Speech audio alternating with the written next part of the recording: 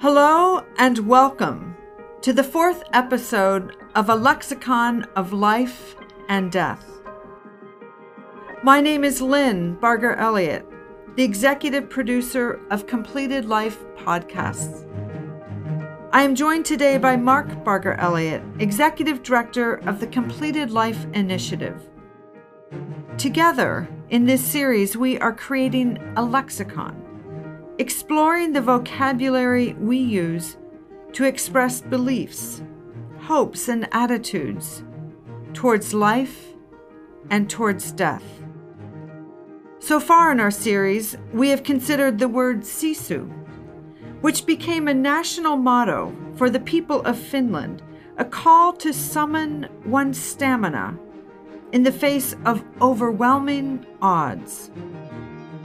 The second word, suerza, is found in the Dictionary of Obscure Sorrows, written by John Koenig, who took an inventory of human experiences that have no words to describe them. He then created entirely new words, borrowing from other languages and compounding syllables.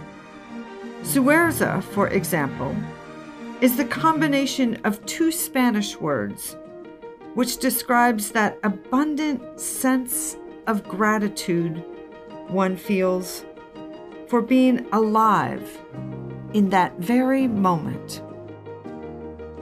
Last week, we added the English word transplant to our lexicon and explored the potential for the prefix trans, which means across or beyond, and reflected on the process of being uprooted from one place and transplanted across, beyond, to another. Today our word comes from the Igbo language spoken in Nigeria. I discovered it in Chimamanda Ngozi Adichie's book, Notes on Grief.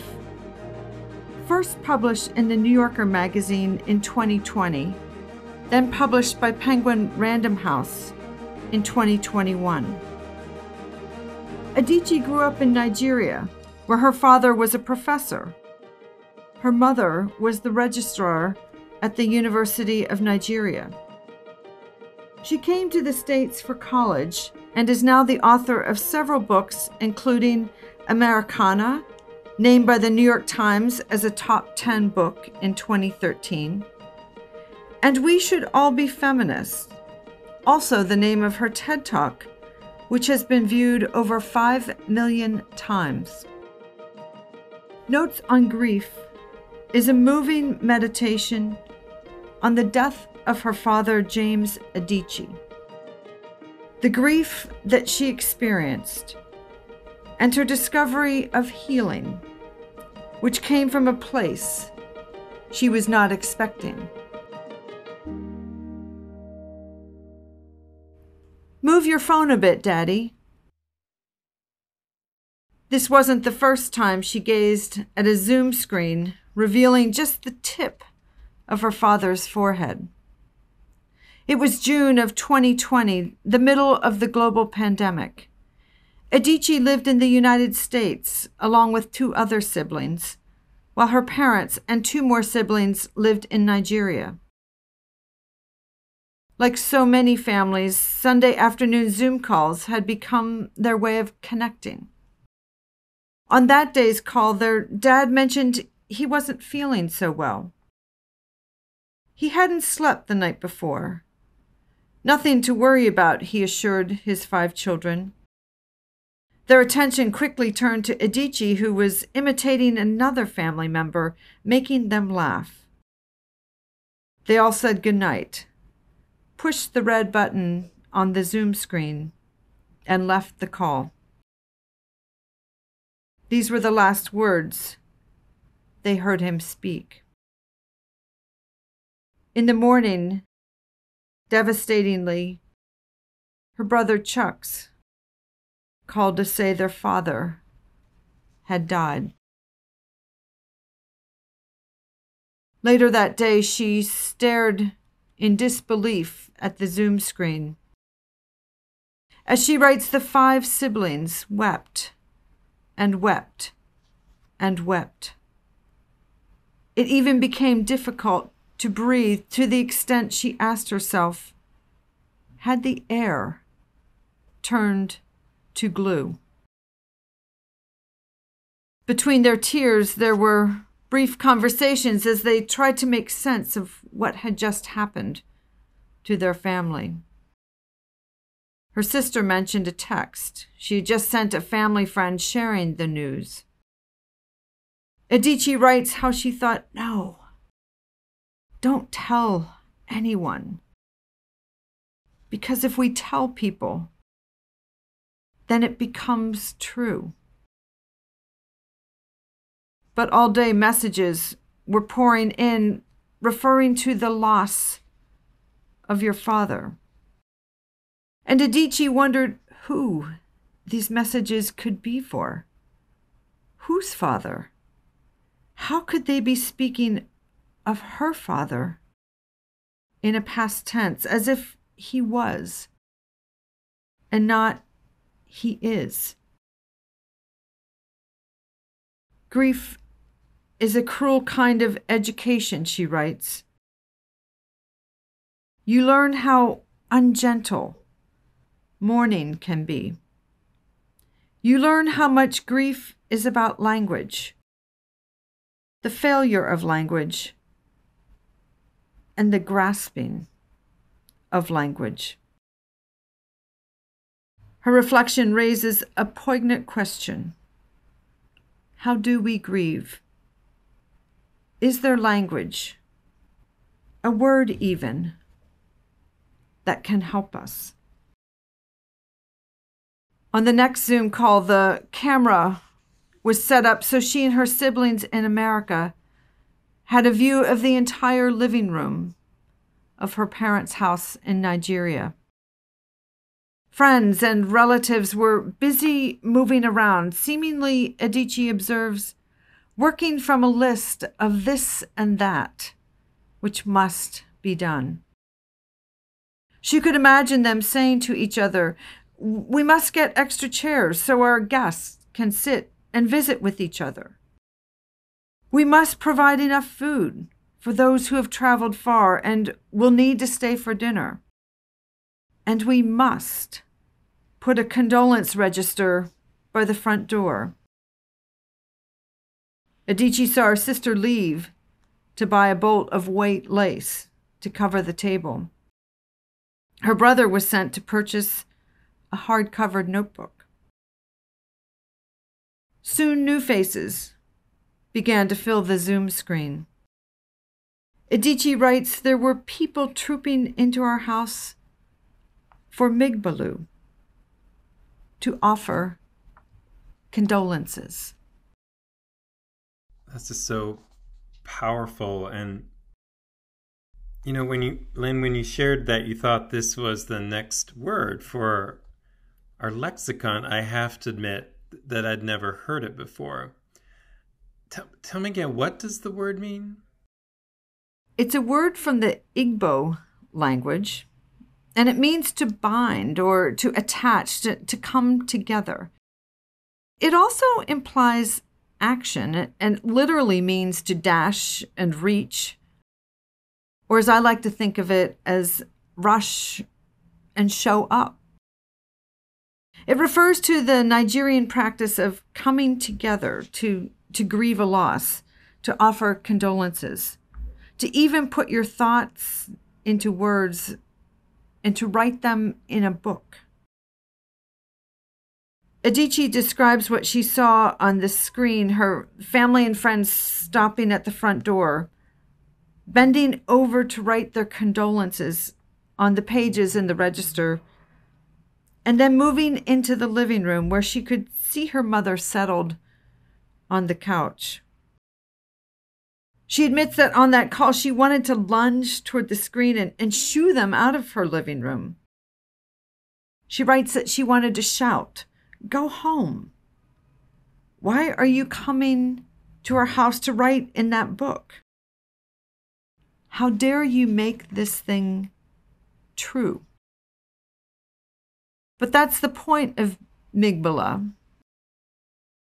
It reminds those who lost a loved one that above all human presence, company in the living room is the path to coping with and ultimately healing our grief.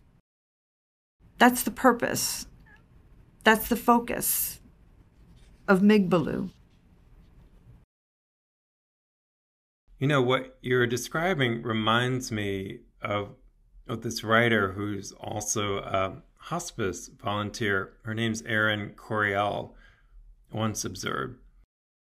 She said that though grief is always a highly personal experience, it must be felt in the company of others. Exactly. I think that's what Adichie was observing on the screen that day. Exactly. And Coriel also makes this observation. She says by simply speaking our grief out loud, it can shift.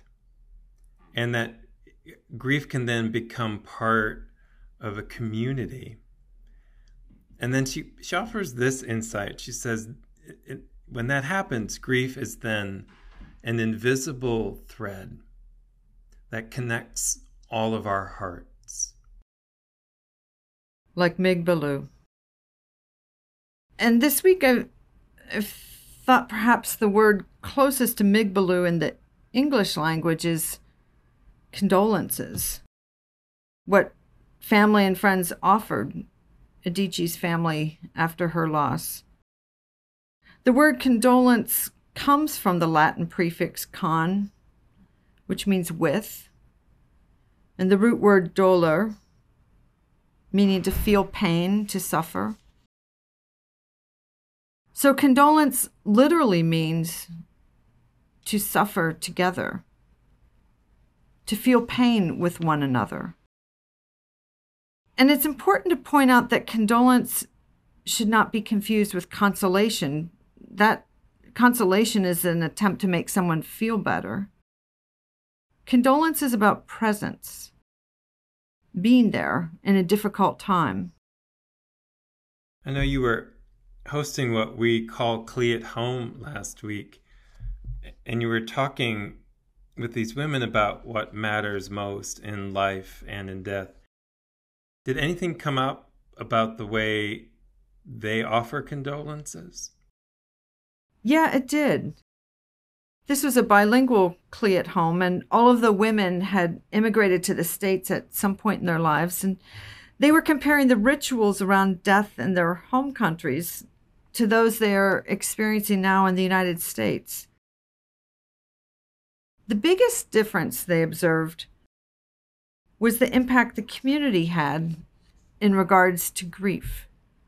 They would remember how friends and neighbors and children and cousins, mail deliver, even strangers would stop by the house when someone died. They didn't call it Mgbalu, but it sounds like it was similar.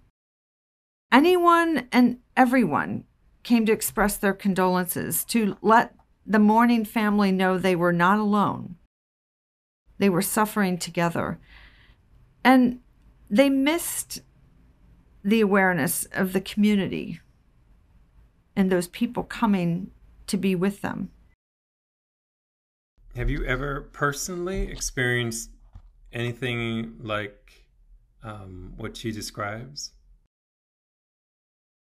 I don't have an experience of people coming to the house after my dad died, but there was one particular person who showed up for me, and I'll never forget his kindness. My dad died in New Jersey, and I was living in Michigan at the time. I flew to New Jersey as quickly as I could, and I took the train to Princeton. His pastor, who I did not know well, said he would pick me up at the train station and take me to my parents' apartment. It was something I hadn't even thought of, and I certainly could have done that on my own. I easily could have jumped into a cab, but I was too tired to say no. That's not necessary. After a long day of travel, he met me at the train station, and I was so grateful for his presence there with me that night as we drove to my parents' apartment. I have no idea what we talked about or even if we talked about anything. But I do know he showed up, and he was there for me when all I could feel was my grief. There's this psychologist who's also a professor, Dr.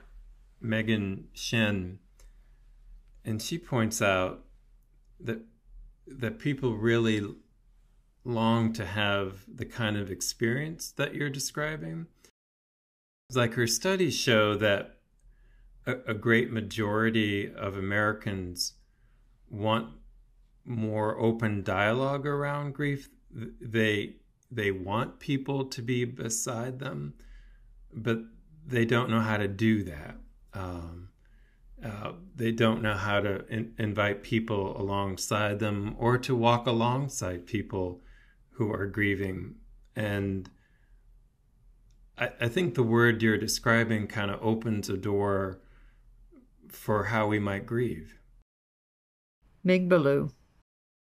And, it's interesting, Dr. Shen also recommends, the best thing that we can do if we find that we are grieving, the best place to begin to heal is to find a community that can support us.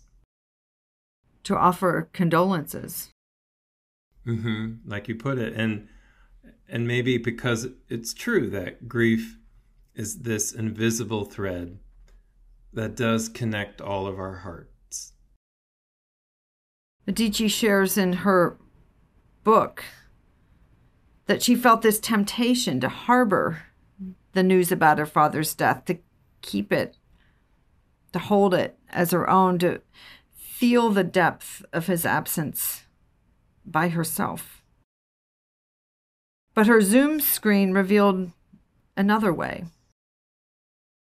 As the people, in her own words, trooped into her home with their rush and show up presence, she pondered the weight of grief. She wrote how ungentle mourning can be. You learn how much grief is about language, she says, the failure of language and the grasping of language. And in the gaps between the words, the emptiness between the expressions, the silence between their tears, Adichie discovered on the screen that day the gift of Mgbalu, that her own healing would begin with being with others who knew and who loved her dad. And yet it was more than that. It was about being with, coming together, binding with strangers who didn't know her dad, but who knew grief. As you put it, that invisible thread that connects all of our hearts and leads us towards healing and life. And so how do we grieve? Is there language, a word that can help us? I'd like to suggest Mgbalu is an answer, a word we might want to include in our lexicon of life and death. Thank you for joining us today. In the upcoming episodes of this podcast, we will continue to add words to the lexicon of life and death. We'll reflect on the book, The Genius of Language by Wendy Lesser, and we'll look to Susie Dent, author of Past Perfect.